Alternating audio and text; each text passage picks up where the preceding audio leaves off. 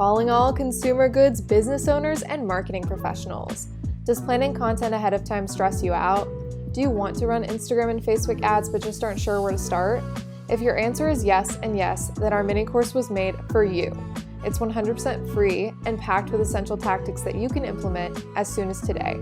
To join in, visit our website at umaimarketing.com/mini-course. All right, let's get on with the pod. Welcome to the Umai Social Circle, where we talk consumer goods tips to help business owners and marketers grow. We're Karin and Alison, co-founders of Umai Marketing, and we're being joined by April King, founder of Better Than Provisions, and also a member of our Consumer Goods Growth Course. Thanks for joining us, April. Oh, thanks for having me, guys. Good to be here.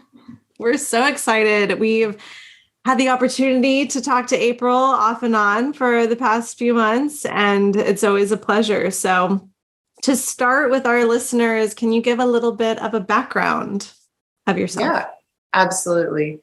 I won't tell the whole long story, but I'll give you the Reader's Digest version. But yes, I am the co-founder of Better Than Provisions, and we are a packaged food company dedicated to making nutrient-packed, delicious snacks that people can enjoy guilt-free, no matter what their dietary lifestyle. We make 3 fun and unique flavors of a 5-nut grain-free granola that is keto-friendly, vegan-friendly, low-carb, gluten-free, and made without added sugar. And we got our start because of my history in wellness, and it really started with personal health challenges that I had. And I've had definitely some hurdles I've had to get through. And as a path for healing, I chose the holistic wellness scene and natural health. And through that, I realized I was like super passionate about it. It was something that really held my attention. And the more I learned, the more I wanted to learn. So I went on to become a health coach and then eventually a holistic nutritionist. And I was at a point where I was in one of my healing, I don't want to say crises, one of my healing processes. And in that process, I was traveling, which is really hard to be sick and traveling. And I was looking for a better than snack that fit all my dietary limitations at the time and that I knew was going to be good for me and that was portable. And I couldn't find anything that wasn't made with a bunch of extra crap like added sugar or filler ingredients. And so I decided to create one. And I found a base recipe from a friend, and then I just built on that and started sharing it with friends and family and getting a lot of really positive feedback. Realized that a lot of people struggled with the same thing that I was going through, that a lot of folks were having a hard time finding things that fit their dietary style, that were healthy, but that also tasted good. And so that was when it dawned on me, I could help people with what I've made here. And Earl, my husband, in 2018, that's when we started Better Than Provisions, and literally started in our kitchen at home and sold at one farmer's market. And now we're still in the farmer's market scene. We still love our direct to consumer relationships and selling direct in our local community here in Tucson. But we've expanded to wholesale, more so specialty stores. A lot of them are in Arizona and several throughout the country. And then we added a website. So we sell via e-commerce on our website. And then we recently launched on Amazon. So that's our biggest new exciting thing. Yeah, that's just a little bit about us. We're still a very small team. We're a team of 3 right now, looking to add one more person to help in the kitchen soon. Yeah, I love your story, and especially how, it's a pain point that you were personally dealing with. So you were just trying to, soothe yourself, and then quickly realize you had something great and other people were also dealing with the same thing. So I would kind of love for you to expand more about how you and Earl really made that like leap of faith. Like, okay, this is no longer like a hobby or like something we make for ourselves. Like we need to take this to the masses. I wish he was here to help me tell this part of the story because it's very cute the way he tells it. So Earl is the financial mind, right? He's the financial genius behind all of this. And by the point we launched our business, I had been making it for 2 years. So we had been making it for ourselves. Just the base, the cinnamon vanilla flavor was our flagship product. It was it was the original recipe. We call it the OG. And that was all I had been making up until the point we started the business. But there was 2 years in there. And I was like, I loved it so much. I loved gifting it. So I would make it and I would give it to my coworkers, like around the holidays and birthdays, and I would make it for my family. And I was saying, yeah, well, I mean, we were getting a lot of really great feedback and everybody was telling us, oh yeah, you could sell this product. And I said that to Earl. I'm like, do you think we should try to sell it? And he's like, well, and then what I had said before is, he was like, how much is it costing us to make it and keep giving it away? So basically what happened is he ran the numbers and realized, he went and did all this research, walked the aisles of the stores, looking at other people's products and comparing prices and then adding up what we were paying for our ingredients. And he came to me one day and he's like, April, I think we could try this. So we literally talked to a friend of ours at the farmer's market who had a booth, and she said, yep, you can come share my space and I'll give you like enough to put a table in with your product. So we're like, okay, well, let's try to figure this out. So we have the cottage food law here in Arizona. So you can actually make a baked product like ours that doesn't contain anything like dairy or egg or anything like that. You can do from home and actually sell it within the state. So that's it. So we got that sorted out and we went on Amazon and bought these craft bags, and Earl went on Avery and designed a label, and we printed some labels and slapped them on some bags and filled them up and went to the farmer's market to test or validate our theory, and people loved it. And we were within a month, we had our own space at this one farmer's market. And then that was late September of 2018.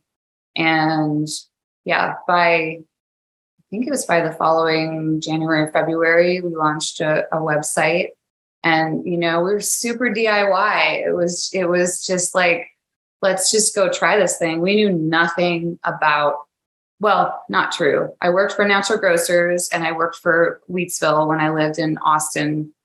So I had some like grocery background, like I knew the ins and outs of like some of it, but not a lot of it. But if you'd asked me as a nutritionist 5 years before that, or even 2 years before that, if I would have been developing and making a product, I would have been, well, I'm not that great at cooking. Like baking isn't my thing. And turns out it is. And we were able to sell the original flavor. And then by the end of October, we had developed the pumpkin spice flavor. And then I think early the following year is when we launched the cacao cayenne flavor. But yeah, it was we just jumped in. We knew nothing. I love that within a month, you're like, okay, we're going to sell at the farmer's market. We're going to share a booth. And then within a month, you're like, oh, this is working. Let's scale. Let's have our own booth. Yeah. Super exciting. And it's always nice to know that something you've been working on for so long, other people like it, not just your friends and family who kind of like have to tell you they like it. Right. Sometimes. Right. Yeah. To get the outside validation was really helpful. And I think it's really good for brands to be able to do that in some way. I think a farmer's market is a great platform for that, to really start to get feedback from the public on whether or not your idea or your product has got, some validity, like, will people buy it? And people were buying it at $15 a bag in a craft bag with a handmade label. And we were like, wow, this is really cool. And we didn't know what we didn't know. And I'm going to be honest, it was probably a good thing we didn't know what we didn't know, because, you know, as we started to grow and expand, you know, that it's funny because sometimes I say, if anybody ever calls my business cute again, that's it. I do not call it cute. But now that I think back to where we were, it was so cute. It was so cute. And, you know, and my family too, it took them a while to really get on board and believe that what we were doing was something real. And I think that's maybe a question in the mind of many people going down this path. You know, like, what are people going to think? Is this really, is this a legitimate thing? And I mean, to date, seeing where we came from to where we are now, I would say, yeah, it always has been. It just looks different now. Yeah. From craft bag to that beautiful bag behind you. If anybody can't see this, you have to go to YouTube or our website to see the actual video. But the branding is so beautiful and a true testament of growth. But okay, we talked about all these amazing things happening and we love to hear it. But to get really real, like, what's one of the biggest challenges that you guys have come up against? Yeah, you know, in thinking about that particular question, I would say that I kind of slotted like money, you know, funding as one of those areas. We are completely, until last year when we ran a campaign through Kiva, a fundraising campaign through Kiva, we were completely and totally self-funded. So we had put in only our own money. And then we did this crowdfunding thing with Kiva, and we borrowed essentially $10,000. But outside of that, we haven't taken any money from any outside investors or grants or anything. I mean, we're in the process now of applying for some grants and like the pitch competition. But I you know, it's always money or time, really. It's like we're doing all of the work too. So, but yeah, just being self-funded, although, and it made things move slower. I don't think it was a bad thing. I just think it was a challenge in the way that we didn't scale as fast as some other brands who have backing might. And I think that either way is totally valid. Like, you could go either direction and create a successful business. We just took the slower path and the more sort of grassroots path. And that's been, I mean, you know, I mean, I run, and we also, it's my husband and I mean, we're partners in life, we're partners in business. And, you know, they say like one of the things that can destroy you are money conversations, right? Like in a couple, for example. And so we're having personal money conversations, we're having business money conversations, and it's all our money. So I think that's a big challenge. And I think the other one that stands out to me is perfectionism. I really like things to be just so. I have a fine eye for detail, and it's both a blessing and a curse. It's, you know, especially like with the project with the packaging, recreating the brand and designing the packaging. It took a while to get to what you see now as our brand. And when we were about to send that first order for packaging into the printer, it was like, oh, can you just move this up like a millimeter? And were they like, no? Our designer was amazing. Oh, so good. Christopher McLaughlin of Tenfold, he is a dream. He's so patient and so kind and so talented. I mean, the design that we have now was one of 3 options he gave us, and they were all so good. It was really hard to decide, but we knew we really wanted to stand away from the rest. We wanted to have a different look and feel. We wanted it to be fun and comfortable, yet still premium.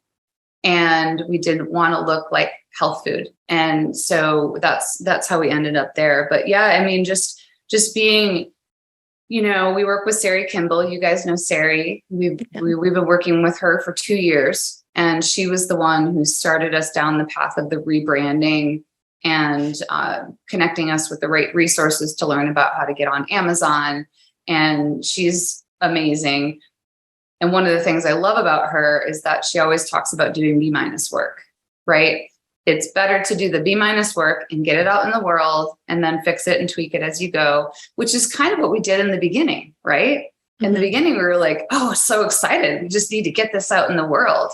And then as you start to get more serious about it, then you start to think, oh, well, maybe if we just change this one thing or tweak this. And I'm sure you guys see it all the time with clients that you work with, in terms of creating content or visuals, or, it's just like, that might not be the way but it's good enough. Let's get it out there.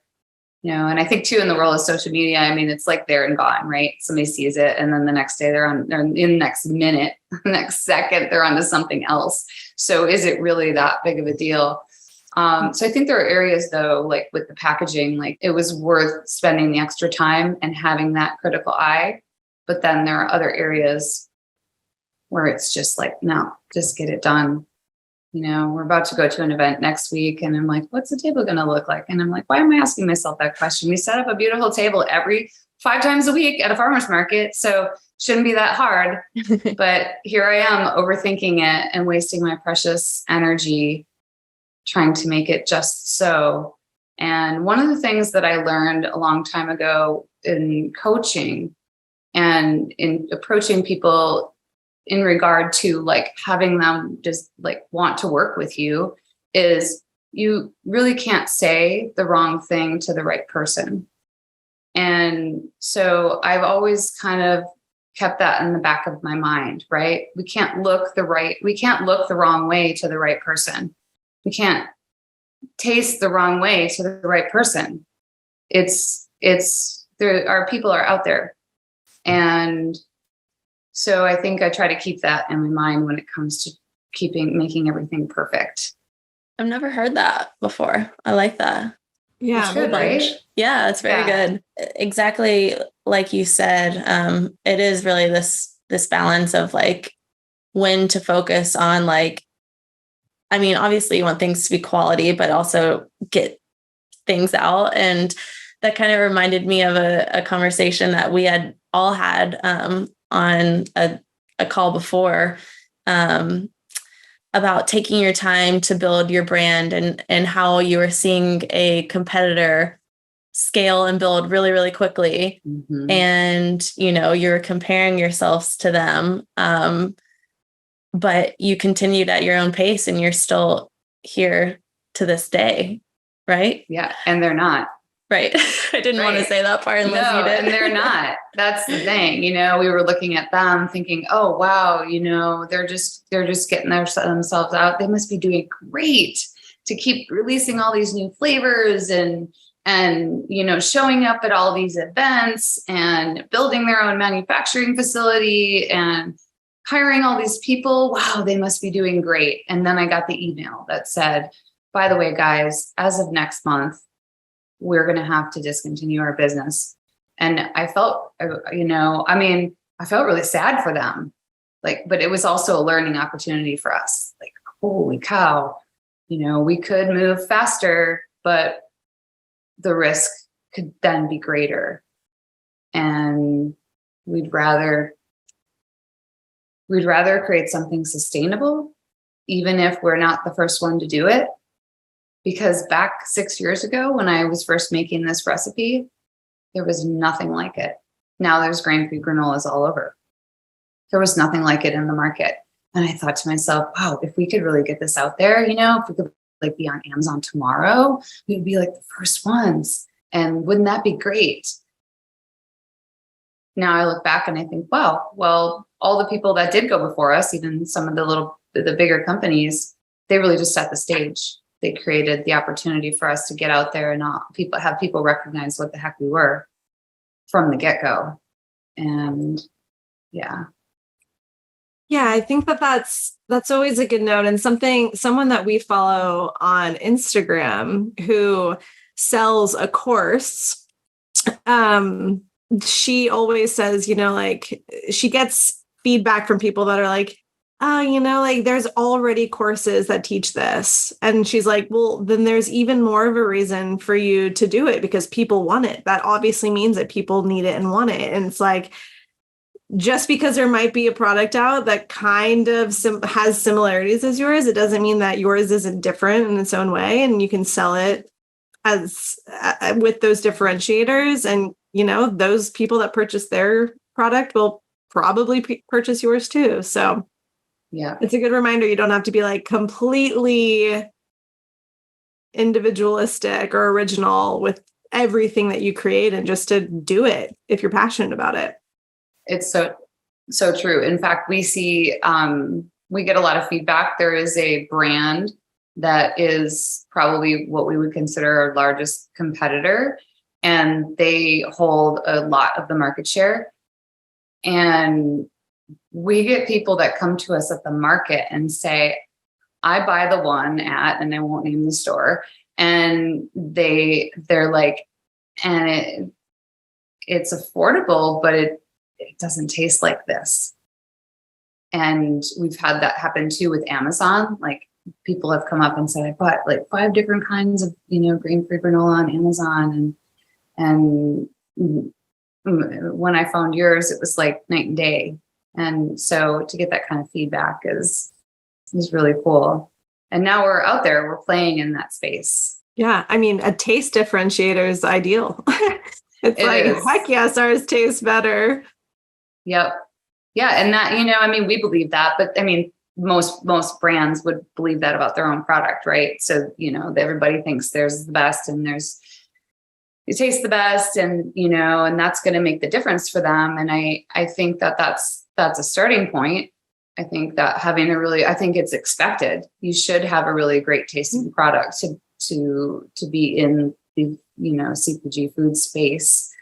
But I think for us, one of our main differentiators is my background in nutrition and our story. And that's something I'm becoming more and more comfortable telling. Like we tell it on our website and I share it with people, but it's really like, I didn't realize probably until more recently, just how important and powerful that was, So it's kind of like the trifecta, right? You've got the good tasting product, you've got the beautiful brand, and then you've got the relatable or, authentic brand story. And that for us I think we're full circle with all of that. Now we're just focused on like, how do we get better at telling our story? How do we get better at reaching our people? And how do we compete with a smaller budget than a lot of these other folks have? Mm-hmm. Yeah. It's so hard to tell your own story, isn't it? I'm sure your consumers at farmers markets and on reviews give you praise for sharing it, but it's so hard to talk about yourself and your journey and your why for some reason, but it is a huge differentiator, instead of going to like Walmart and buying whatever granola there is, like it just feels better to like relate and like appreciate, a founder and their reason for making this like beautiful product. Is just such a better experience. It is. Yeah. And I'm getting more comfortable with it, like being out there because it's interesting, you guys will appreciate this as we put out content. What we're seeing is that the folks that like the stuff that gets the most play is where I'm talking about something or I'm sharing a story or my face or it's a picture of an Earl and I together. Like that gets the most engagement over like these really beautiful pictures that we paid a buttload of money to have someone take of the product. Right. Yeah. And I guess and we know it needs to be a mix, but the stuff that it feels like it's really getting the most connection is the stuff that's about us. And it's absolutely about that connection. And, you know, these people are learning to trust you guys as well. Which leads me to my next question, April. What inspires you? Who inspires you? What brands inspire you? How do you keep going every single day? Well, I think it helps that I have this passion for nutrition. Like, it's still a fire in my belly. I started on my own personal journey 25 years ago. And that was literally picking up like magazines, health magazines, going, because I was really suffering. I was in a lot of pain. I had a lot of chronic fatigue. It wasn't pretty. And I was starting to like lose things. I was starting to have to get scale back in my job. And I eventually I ended up mostly quitting. I had to quit everything. And I was in bed. And I'm like, well, this is no way to live. I need to figure this out. So I started just picking up this and that and reading this book and that book. And I'm like, oh, I'll try that, or this, you know, this modality, or this vitamin, or this food, and started just like piecing it together, and then helped myself get well. And after that, I realized that even though I was well, I still wanted to know more. I still wanted to understand the body better and know more about food and know more about all of it, anything that was related to holistic wellness. So then that's when I enrolled in school to become a health coach. And then I got through that and I health coached for a while. And I'm like, well, I still don't know enough. I need to know physiology and biochemistry too. So I think honestly, it's the fire that I have for nutrition in general, and keeps me interested in our product and telling people about our product. And then as far as other brands, there's a lot of really cool brands doing fun stuff. And I think it's the really fun ones that inspire me.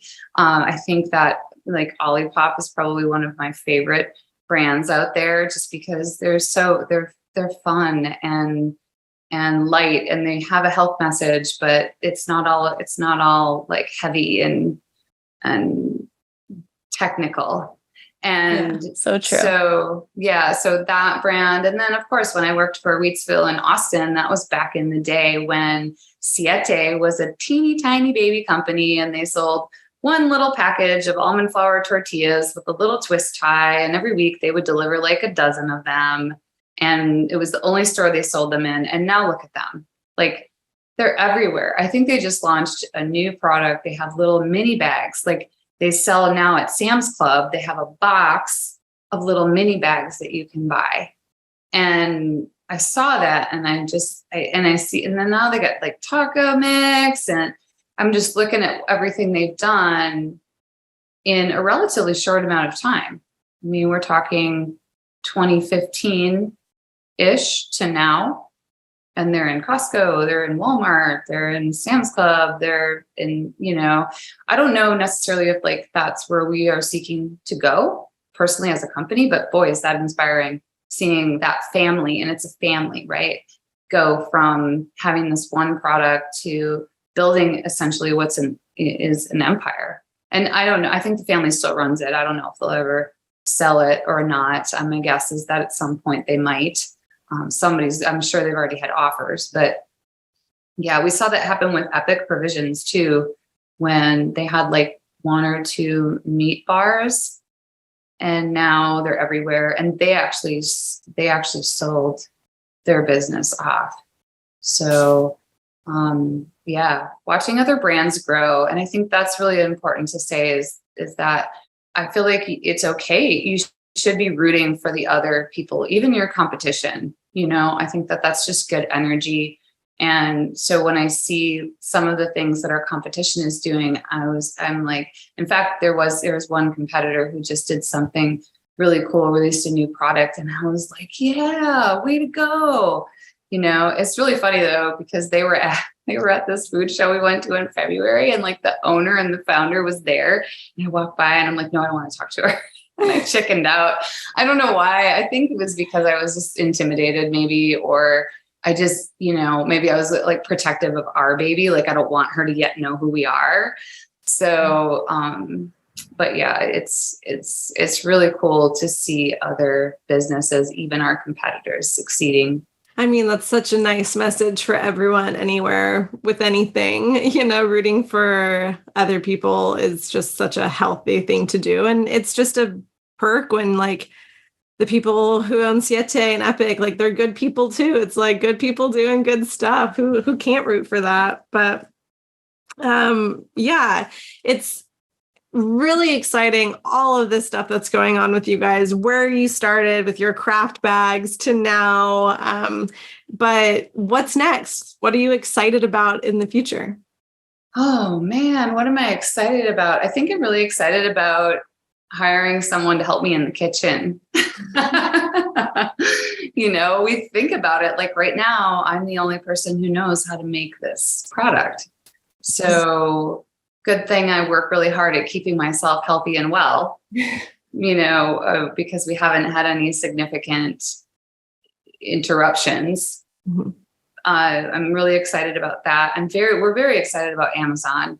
Amazon's a long game though. Like we know it's not an overnight success kind of thing. I mean, we're doing okay, but we really don't know yet. It was really hard to tell. We ran a promotion with our list. So a lot of what we've seen for sales has come based on people that we told that we are already buying from us. But I think that is probably the most exciting, and I don't know, getting better at telling the brand story and sharing it with more people. And, I'm hanging with you guys in the Umai growth course because I really want to get better at connecting with our community. So the connection with the community, the Amazon project, it's a lot to learn. That thing it's a world of its own. It's its own ecosystem, and it takes a lot to educate yourself on all the moving parts within their system. But we feel strongly that we're going to be able to make it work. It's just going to take some time. Do you have a consultant for Amazon, or are you guys doing it completely on your own? So we did make some choices there. We worked with a coach for a couple sessions and we went through a marketplace sellers course. His name is Shannon Roddy. He now works with Avenue 7. Avenue 7 is a consulting agency that they don't just do strictly Amazon, but they are experts at Amazon and everything Amazon. And they just bought him out, and he went to work for them. But I think his course is still available. So we took his course, the marketplace sellers course, which walked us through, how to set up the seller central and the listings. And then from there, he referred us to Mindful Goods. And Mindful Goods is the company that we enlisted to write our listings, create our graphics, do our keyword research. So I think that's an important message too, just to know when to bring someone else in, because we could have done all of that ourselves. Again, very DIY, but what we learned from being DIY and then having to do it over was, if you have the resources to put the right people in place from the beginning, is going to move you along a little bit faster. And we wanted to really show up on Amazon. When we launched, we wanted to show up as a legit professional brand. So we wanted everything just so. And so we worked hand in hand with these guys. So we did a lot of that. Now we're kind of on our own. Now I'm doing a lot of webinars and trainings on advertising. I'm having to learn the advertising piece because whether we like it or not, as a brand, it's pay to play. So you have to advertise in order for it to work for you if you want to grow and actually make money. So right now it's just in the hands of Earl and I. And then we know that we can get with Shannon from time to time. Like we can book an hour of his time if we have some things we don't understand. I just love how you and Earl you are a part of so many communities, and you do understand, like, you need support. And I mean, you're still doing it all. But you're putting in that investment, I guess, into yourself. And that's really exciting about Amazon. But yeah, you mentioned the growth course. So April has been in our growth course for about a year now, almost coming up on a year, I believe. So we would love to hear what your favorite thing about the course is. Well, I love like I've told you before, I love you guys. I think I just adore you so much. And I love your energy, for one. I think you guys are really calm. You're knowledgeable. You are very real. And you also share information in a way that is digestible to the average person, right? It's technical where it needs to be, but then it's also easy to follow. Like, your instruction is easy to follow. You've given me so many little tips through the course. And, I'm just finishing up the organic social. I haven't even been into some of the other stuff. That was the other thing that I liked, is like, okay, I can do this when I need it. And right now I'm working on this Amazon thing. So my attention is diverted over there. And when I'm ready, now that we're going to be working with the university here on a social media project, I now will get back into the paid social, because it's the right time, right? Because I'm going to be giving them a budget. So I want to make sure that what they're doing with my money is... Oh, they are spending your money. They will be able to spend some of our money. Yeah. Oh, wow. So, they're going to make some suggestions, right? So okay. if they're going to suggest, okay, we think that this piece of content is relevant and needs to be part of your plan, and I think this is where you should spend some of your money, or they may create an ad or something like that. And we get to decide, do we want to push it through, or do we want to just say, oh, thanks. But, but yeah, I think that this now is the time for me to educate myself more on the paid part, because we haven't really been doing a lot of that. Once in a while, we throw a few dollars behind a giveaway or, something really fun. But I think that that now it'll be the time to get into more of the content. So it's nice to have it there. And I love it that you make it accessible to connect with you guys in other places. It's like, I'm now part of the Umai family, and I love it. I really do. I love it. And I hope that other people can appreciate it as much as I do. Ideally, what I'd love to do is just hand you my social media program and be like, all right, girls, have at it. And I will get to that point. And when we get to that point, you guys will be the agency of choice for sure. Oh, it's so nice, April. We love having you a part of our community and our family too, for sure. And what you said just then reminds me of like one of the best traits of a really good leader that we have found, as well, scrappy ones in particular, not ones that have like deep pockets and huge investments coming in, is,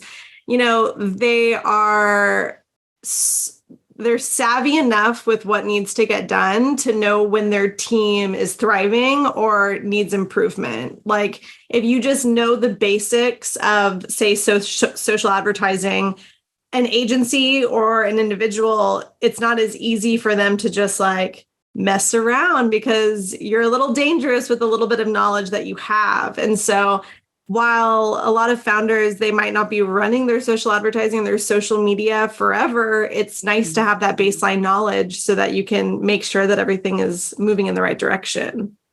Yeah. Well, and then we can collaborate, right? So we can, that's how it went when we worked with Mindful Goods for Amazon. It was a lot of back and forth. It was like, okay, here's our brand standards guideline, because we did do a brand standards, and we gave that to them. We gave them access to a lot of our materials. And then it was a lot of back and forth, like, we don't really like how that looks, or we don't like how that sounds, or, and their job was really to make sure that the keyword stuff got in there, right? So something like, I didn't like how it sounded, but they needed it to have the keywords. And between the two of us, we came up with something great. And I also want to have my hands in all the jobs, because eventually we're going to have to hire people to work. And we value the idea that we are creating something that people can come into and feel really good about. I want people to come and work with us that feel like they're part of a family and that they are taken care of and that their gifts are utilized and appreciated. And so if I don't know about these parts, how am I going to know if they're doing a good job? Do you know what I mean? And then I want to tell them, you're doing a great job, but how do I know? I never did it. So yeah, we're very excited. I think that's probably another thing we're really excited about is building a team and being able to like influence or impact people's lives and their livelihoods with opportunities, whether that's baking granola or writing standard operating procedures. I don't know. We love those SOPs. I was gonna say, I love doing those. Oh my goodness. Yes. No. That's exciting, April. Well, it sounds like that's just around the corner with someone getting hired to help you in the kitchen, and then more to come, no doubt about it. But It's been so lovely having you on and actually getting to have you on the podcast. Do you want to leave our audience with any call to action or final statement? Yeah, well, I think one of the things I wanted to say just about being in as from like one founder to another is to just recognize that it's a journey and a process, and it's going to be a lot of ups and downs, and there's going to be problems. You know, if there are people out there that are just starting out, there's going to be problems. And I remember I used to react so hard to the problems. Like I used to get so upset, and it was like so personal that, you know, this thing was not working out or falling apart, or it meant something bad about me. And it's just the nature of the game. Like it's you being a problem solver and doing your best to not be too hard on yourself and just really enjoy the journey. Like, I can't wait. We're coming up on our 4th anniversary, and we're going to do like a little montage of like what the packages look like from the beginning, because they evolved, right? It wasn't just like the one package then going to the printed package. Like there were versions of it. And so I really am excited about celebrating like how far we've come and how much, and have fun while you're doing it, you know, and just enjoy the journey.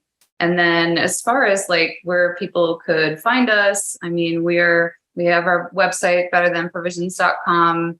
You can find us at Better Than Provisions on both Facebook and Instagram. And then I did put together a coupon code. I don't know if that's okay to share here. That is awesome. Right. And I love it. Yeah. I mean, if what we've talked about our product, like interests you or you're curious to try it, I mean, you can always obviously go to Amazon. That's a great place to buy it. But on our website, if you go there and use the code UMAI20, you would get a 20% discount off your whole order. That is so nice. Thank you. So good, y'all. So good. Well, April, thank you so much for spending the past hour with us. Lots of great stuff here. So thank you. Thanks for having me. I love talking with you guys. So this was just a lot of fun. My Social Circle is a CPG agency-driven podcast based out of Austin, Texas. We're excited to share more behind-the-scene insights, chats with industry leaders, and whatever else we learn along the way. Follow us on Instagram at @umaimarketing or check out our website, umaimarketing.com. Catch you back here soon.